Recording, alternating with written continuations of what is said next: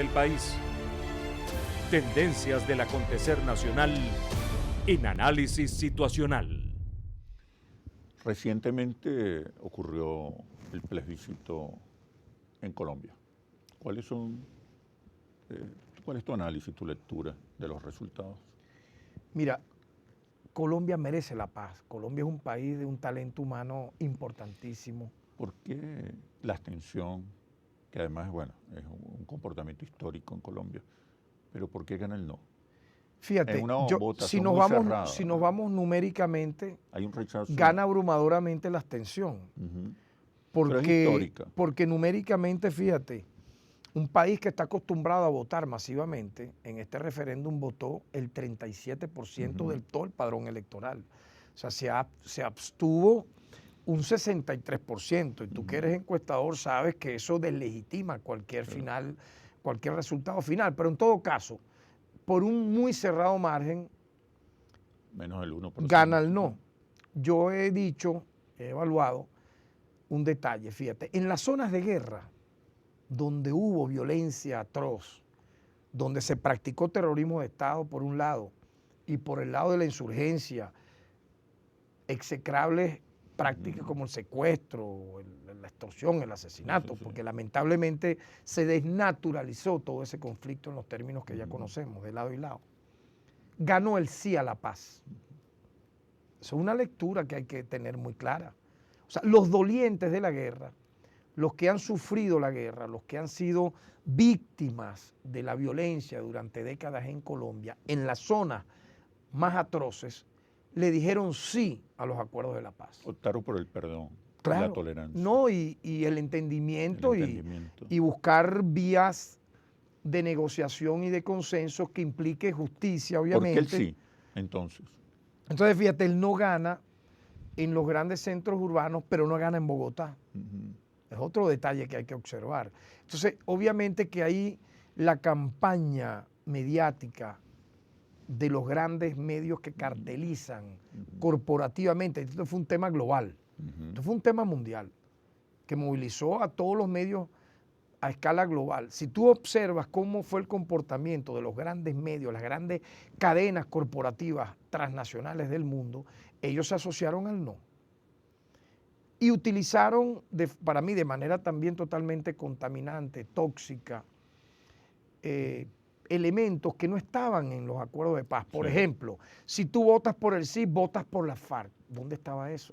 Si tú votas por el sí, estás votando para que Timochenko sea presidente. Si tú votas por el sí, estás votando para que no haya perdón ni justicia. Eso no estaba en los escritos, ¿no? Ahora bien, los acuerdos no se van a revertir. Allí están firmados. Lo que viene es un proceso que debe ser muy inteligente de ambos lados de renegociación de esos acuerdos, pero que no volatice, que no implosione lo logrado. Porque fíjate, aquí vamos a ver las ganancias.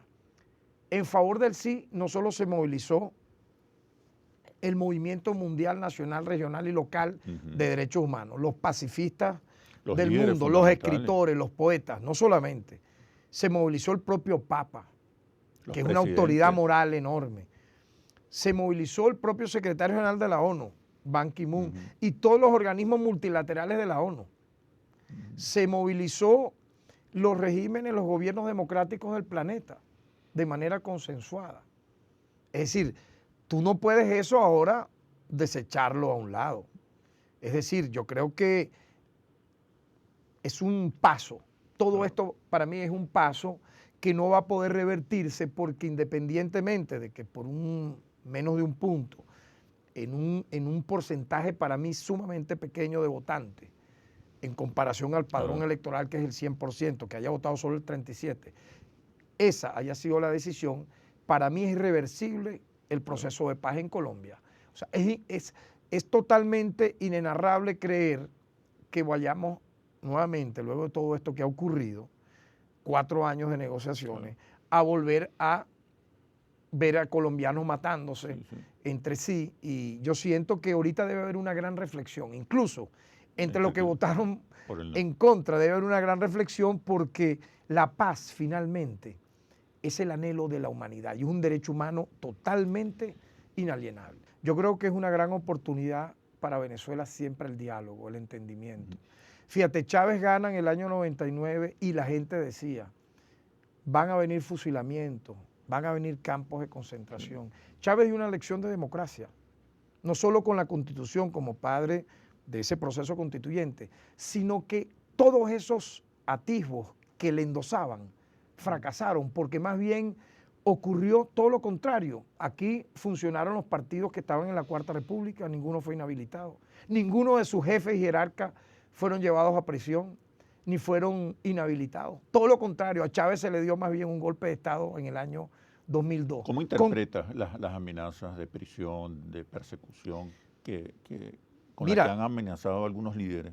Claro, yo cuando veo que dicen, bueno, si nosotros ganamos van a ir todos presos y las mujeres tendrán este calabozo, los hombres aquel. Yo creo que, mira, son estridencias que no le hacen ningún juego positivo, ni siquiera en el lenguaje, en el léxico de nuestra democracia. Yo opino más bien como poeta, como escritor, que debemos elevar el debate con argumentos, con ideas propositivas, con recomendaciones. Yo creo que debemos aprender de lo que vimos en esos acuerdos de paz en Cartagena, ver tantos líderes de diferentes ideologías reunidos en función de la paz de una nación como Colombia. Y entonces, bueno, apostar por el entendimiento, por el diálogo, por la paz en Venezuela, respetando las ideas de todos y marchando hacia un camino mejor. Presentaste un informe a partir de una investigación que hiciste sobre la situación de hacinamiento de las estaciones de policía. ¿Qué se va a hacer ahora? Mira, tú sabes que la Defensoría del Pueblo no solo aborda la coyuntura, somos un poco más de 30 millones y yo siempre le digo a la gente, vean la mística de la Defensoría del Pueblo de Venezuela, que con 200 funcionarios en el terreno nada más, hacemos un servicio público gratuito. A estos 200 funcionarios los acompañan 500 en las plantas, es decir, que hacen trabajo de investigación, de logística. Y fíjate, nosotros hemos dicho que no solo hay que entender la coyuntura, sino los grandes temas. Entonces, para mí eso es un gran tema. El hacinamiento en las estaciones de policía. Sí, es un gran tema. La situación del sistema hospitalario. Hospitalario, el abastecimiento de medicina. ¿Qué podemos esperar los venezolanos después de esos informes? Allá voy. El abastecimiento de medicina ha sido un gran tema para la Defensoría. El abastecimiento de alimentos, propuestas, recomendaciones, diagnósticos, mesas de trabajo. Se han hecho recomendaciones, totalmente, no solamente la denuncia. No. Es que nosotros no trabajamos de manera panfletaria, o sea, la denuncia por la denuncia. Fíjate, allá voy. Con el tema, por ejemplo, la corrupción policial. Nosotros hemos abordado con encuesta y diagnóstico la delincuencia uniformada. En lo personal yo he dicho, Chemel, que es más vil un delincuente uniformado que utilice la plataforma del Estado, patrullas, chapas, metralletas, pistolas, para delinquir y asociarse al AMPA común, que el propio AMPON común, porque sinceramente es inexplicable que si tú eres un policía o un custodio de la ley, tú termines aliándote a quienes finalmente te van a exterminar. Por lo tanto, esos merecen un doble castigo, moral y obviamente del sistema de justicia. Ese es un tema también que nosotros hemos abordado. Ahora bien, tú me has preguntado por el hacinamiento de los calabozos de policía y eso debe llamar a la atención a todo el sistema de justicia.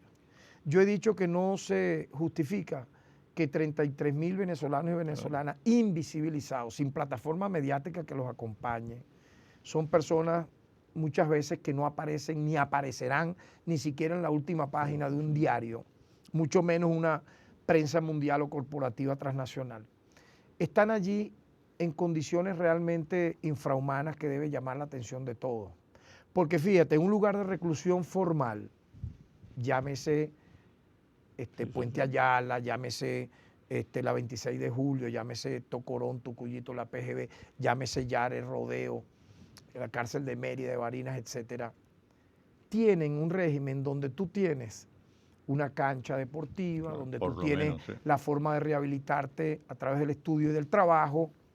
Hay un avance en esa materia del sistema penitenciario venezolano. Y el número de privados de libertad superan los 40.000. Pero fíjate, los de estaciones de policía que superan los 30.000 no tienen ninguno de esas prerrogativas que yo te estoy aquí mencionando que están en los lugares de reclusión. No tienen cancha deportiva, no tienen forma de rehabilitarse, de estudiar, de trabajar. Y ahí ha funcionado unas mafias para que ese hacinamiento continúe. Ahí el 30% de nuestros funcionarios policiales, Chemel, en vez de estar en la calle combatiendo o previniendo el AMPA, el delito, están custodiando presos. No puede ser. Entonces, debemos fijar la vista hacia ese sector de la sociedad. Muchos de ellos pudieran ser inocentes, la presunción de la inocencia. Muchos de ellos están condenados, 3.000 están condenados, no pueden estar en un calabozo de una estación de policía, tienen que estar en un lugar de la reclusión formal.